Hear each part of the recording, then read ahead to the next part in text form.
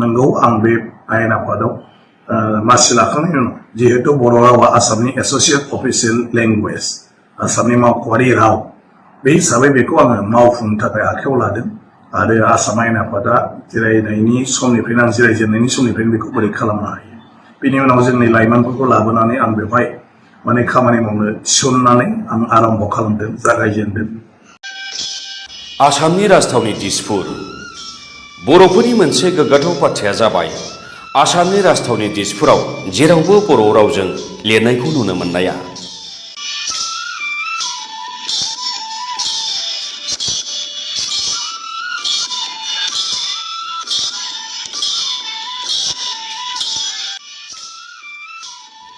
गुबुन रावारि सुबुंनि गादबनाय थानाय राजथावनि दिसपुर बायदियाव बर' रावखौ बाहायनो हानाया थारैनो गोग्गाथाव बाथ्रा।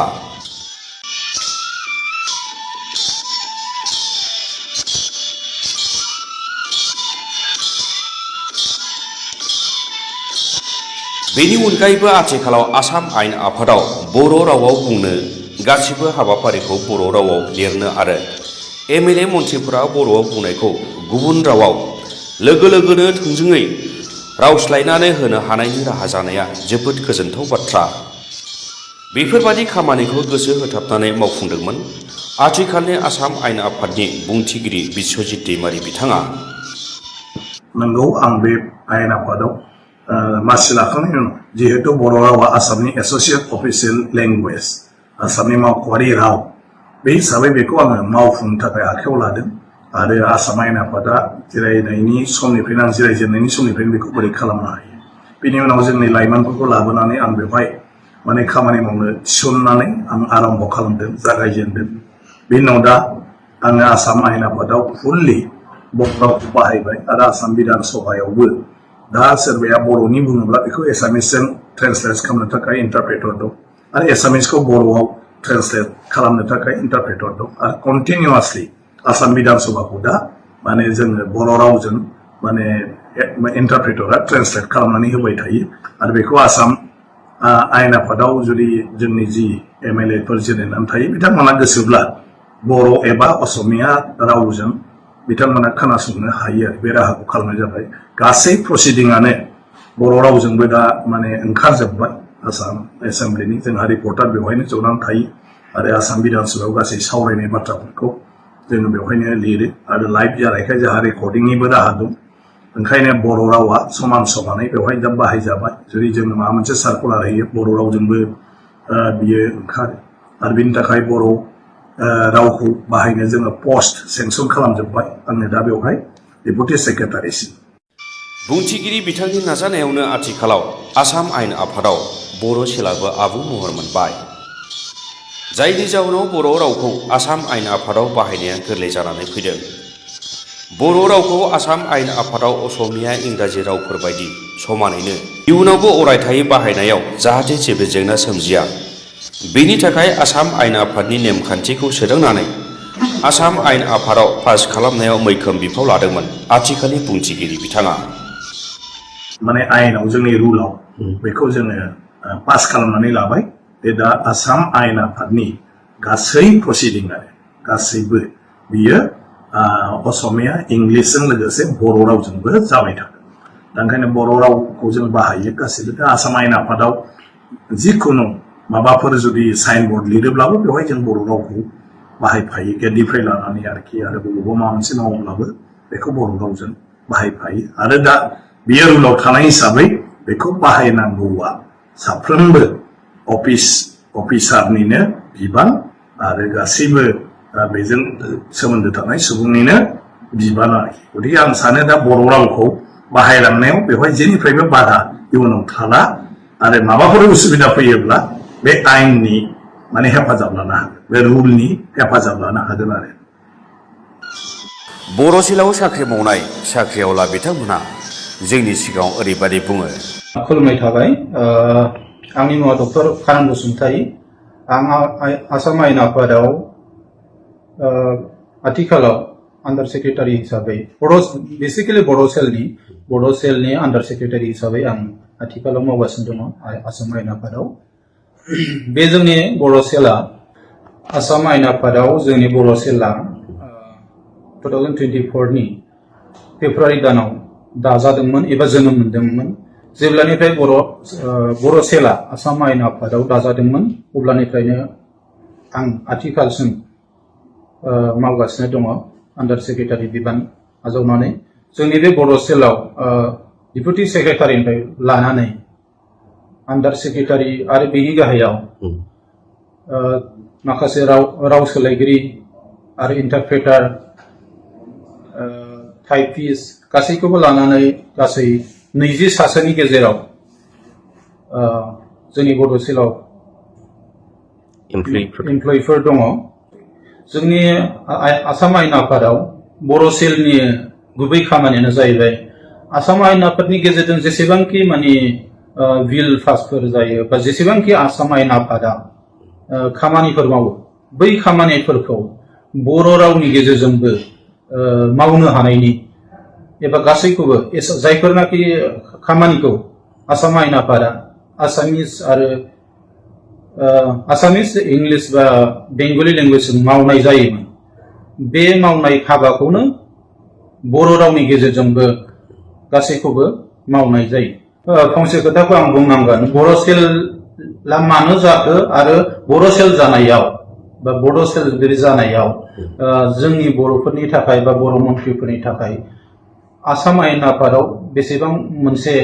खाबु गोनां जानानै फैखो बेनि थाखाय आं फंनैसो बुंनो सानगोन। सिगाङावथ' बर' सेल जानांगौ बा जानाङा बेनि सोमोन्दै रावबो बुंदों बा बुङाखैमोनबो जानो हागौ, बेयो जोंनि बुंनांगौ बाथ्रा नङा। नाथाय बर' सेल जानायनि उनाव बर' मन्थ्रि बा बर' एमएलएफ्रा सेसनाव बर' रावनि गेजेराव बुंनो मोननायनि अनगायैबो बिलफोरखौ बर' रावजों बानायनाय आरो बर' सेलाव गावनि बर' रावनि गेजेरजोंनो बुंनो मोननाय खाबु जाबाय। आरो जेसेबांनाखि बर' सेलाव माने एसामिस आरो इंलिशफोरजों गासैबो हाबाफारिफोरखौ मावनाय जायो बेफोरखौ गासिबो बर' रावनि गेजेरजों ट्रेन्सलेसन खालामनानै बर' एमएलए मन्थ्रिफोरनो जोङो खाबु होनो हानायनि मोनसे राहा आरो खाबु जाबाय। आरो बे बाथ्रायावनो आं फंसे खोथाखौ दाजाबनो सानदों। बे गुबै बाथ्रायानो जाहैबाय बेफोर गासैबो खाबुखौ जाहोनाय आरो मोगथाङाव महर होनायनि महर होगिरियानो बिथां मानगोनां आथिखालनि बुंथिगिरि आसाम आयेन आफादनि बुंथिगिरि बिथां बिस्वजित दैमारियानो। बिथांनि नाजानायावनो नैबे जोंनि बर' सेलआ जोनोम मोनदों।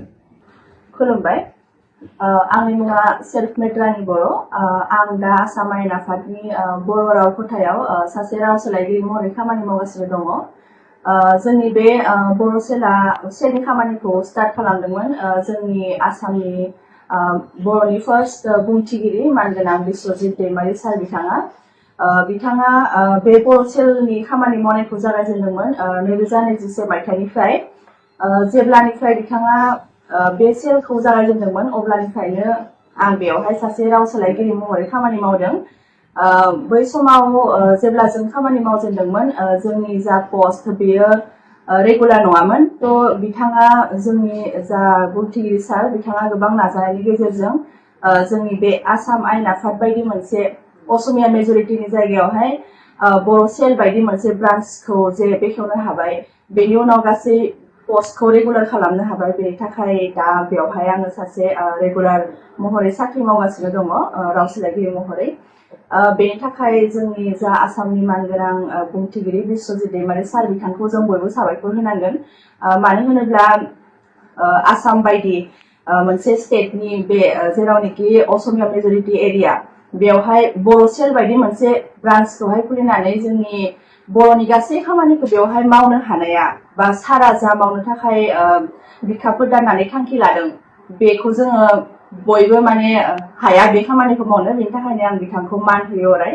बिथांनि मावनो लानाय जा मावनाय बेखौ आं बाख्नायो। थ' बेजों लोगोसेनो आंजों लोगोसे आरो गोबां दङ बर' राव सोलायगिरि महरै बा राव बुंस्लायगिरि महरै। थ' बिथांमोनाबो बेवहाय खामानि मावगासिनो दङ। दा जोंनि खामानिया बेनोखि जेब्ला जोंना सेशन जायो बाजेट सेशन बा विंटार सेशन बा सामार सेशन बिदि जायो अब्ला जोंनि जा बर'नि एमएलए फोर बर'नि अनगायैबो असमिया बेंगलि एमएलए फोर दङ बिथांमोना असमियानि कुइसनफोर जेब्ला होयो अब्ला बेफोरखौ जोङो बर'आव राव सोलायो बेनिफ्राय जोंनि माखासे बर'नि एमएलए फोरबो दङ बिथांमोननि थाखाय जोबोद मोजां राहा खालामनानै होबाय जोंनि बिस्वजित दैमारि सार बिथाङा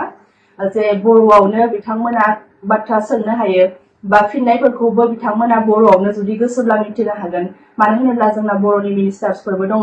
बेखिनि खाबुखौ जोंनि बिस्वजित दैमारि सार बिथाङा बे बर' सेल बा जोंनि बर' ब्रान्चनि गेजेरजोंनो खालामनानै होबाय बे बाथ्राखौ हयथ' गोबाङानो मिथिखायो थ' बेनिखायनो दा बर' सेल बेखेवनाय लोगो लोगो जों बेवहाय साख्रि मावनायजों लोगोसे जोंनि बर' हारिनि गोबां मुलाम्फा जादों मानो होनोब्ला नोंथांमोना जोंनि आसाम आयेन आफादनि मोनसे एपबो दङ EIN होननाय बेवहाय थांनानै नोंथांमोना जोंनि एसेम्बलिनि जिबिलानोखि बिजनेसनि माखासे खान्थिफोर थायो बा कुइसनफोर एन्सारफोर गासिखौबो नोंथांमोना बे एपआव थांनानैनो नायनो हायो आरो बर'जोंबो मोनो असमिया इंलिसजों लोगोसे बर'जोंबो मोनो आरो बेफोरनि खामानिखौनो जों बेवहाय मावो थ' बेखिनियानो माबादि मोनदों मावनानै बेयाव मावनानै मोजांखौनो मोनदों मानो होनोब्ला जोङो बर'नि खामानिखौनो मावदों जिहेतु जों गावखौनो गोग्गानाय मोनो बेवहाय खामानि मावनानै जोङो इन्टारप्रेटार हिसाबै बे आसाम आयेन आफादाव 2022 फेब्रुवारि दाननिफ्राय जोङो जइन जादों आरो जोङो जेब्लानिफ्राय जइन जादों बे समनिफ्रायनो जोङो इन्टारप्रेटार हिसाबै खामानि मावबोदों जोङो बे आसाम आयेन आफादाव फैनाय लोगो लोगो जोङो बे 2024-25 जे रां बावजा बाजेट सेसन जों बेखौ लोगो मोनदों आरो बिनि सायाव जों खामानि मावनो मोनदों एस ए इन्टारप्रेटार आरो बिनि उनाव बावैसो जानानै थांनाय अक्टम सेसन बेयावबो जोङो इन्टारप्रेटार हिसाबै जोंनि मावनो गोनां खामानिखौ मावदों बेनो जोंनि मावनो गोनां खामानिया जे जोंनि बर' एमएलएफ्रा माब्लाबा समाव बर'नि बाथ्रा बुङोब्ला बा बर'नि सोंनाय सोङोब्ला जों बेखौ असमिया एबा इंराजियाव जों बुंनानै होनांगौ जायो आरो जोङो बेखौ सानै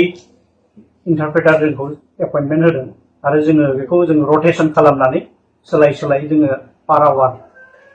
1 घन्टा बा 1 घन्टा बिदि सोलाय जों खामानिखौ मावो मानोना जोङो बेखौ जुदि थरलि जों मावनांगौब्ला जोङो माब्लाबा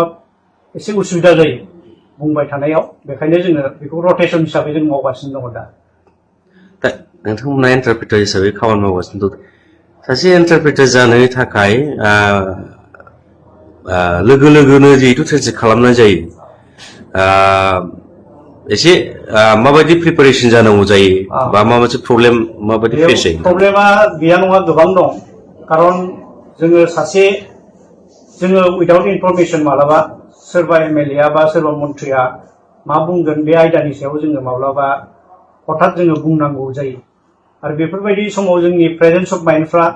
माब्लाबा खामानि होआ जायो मानोना जिहेतु जोङो जोंनि रावखौ जोङो बुजिनानै आरो मोननै रावखौ जों बुजिनांगौ जायो आरो मोननै रावखौ बुजिनानैसो जोङो बेनि कनसेप्टखौ जों बुंनो हायो बेखायनो माब्लाबा प्रब्लेमा जाया नङा जायो मानोना मालायनि गोसोआव मा साननाय दङ बियो बाथ्राखौ बुंदोंब्लाबो ओरैखौ बुंगोन होननानै बुंदोंब्लाबो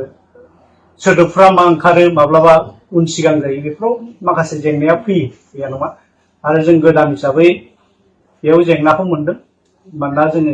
बेबायदि जोङो एक्सपिरियेन्सबो गैया आरो जोङो ट्रेनिंबो बिदि इसिबां मोनाखै बेखायनो जों माब्लाबा एसे जेंनाया फैयो गैया नङा मावनानै नोंथांनि एक्सपिरियेन्सआ माबायदि एक्सपिरियेन्स होननानै बुङोब्लाथ' जोबोद मोजाङानो जिहेतु बेयो इन्टारप्रेटार पस्टआ जोंनि आसामनि जोंनो गिबि हिसाबै जों मिथिनाय बायदिब्ला जेब्लानिफ्राय जों खामानि मावबोदों नंगौ जों प्रब्लेमखौ मोनदों खिन्थु प्रब्लेमखौ जों फेस खालामनानै लासै एसे डेभेलप जागासिनो होननानै जों सानो मानोना जेसेबां जोंनि खामानिया फैबाय थागोन एसेबांनो जोङो गावनि गोरोन्थिखौ मिथिनानै बांसिन जों नेक्स्ट खेबसेयाव बांसिन मोजां खामानि मावनो हागोन होननानै जों सानो एक्सपिरियेन्सआ बेनो मोजाङानो जि मावगासिनो मोजांखौनो मोनदों मायाव बांसिन गोसो होनांगौ जायो बे शब्दनिबो थायो मानसिनि मा मुदाव मा बुंनांगौ बा मा समाव मा बुङो दा नोंथांमोना जिहेतु इन्टारप्रेटार जागोदान हिसाबै नोंथांमोना बांसिनै मायाव नोजोर होयो जोंनिया बांसिन जों खोनासंनाया मोजाङै खोनासंनांगौ जोबोर एटेन्टिभलि मा बुंदों बुंग्राया जों बेखौ लोगो लोगो साइमाल्टेनियासलि गाव ट्रान्सलेट खालामनानै बुंलांनांगौ जायो बेखायनो जों जि खोनायो जोंनि खोनानाया मोजां जायोब्ला जोंनि गावबा गावनिफ्राय मोजाङै ओंखारलाङो आरो जेब्लानो जों मिस खालामो अब्ला जों ट्रान्सलेट खालामनो हाया बिदि जायो मख'जाथावदि आसाम आयेन आफादनि गुबुन रावारि मावख'गिरिफोरखौबो बर' फोरोंनायनि राहा खालामनानै होदोंमोन मानगोनां बुंथिगिरि बिश्वजित दैमारि बिथाङा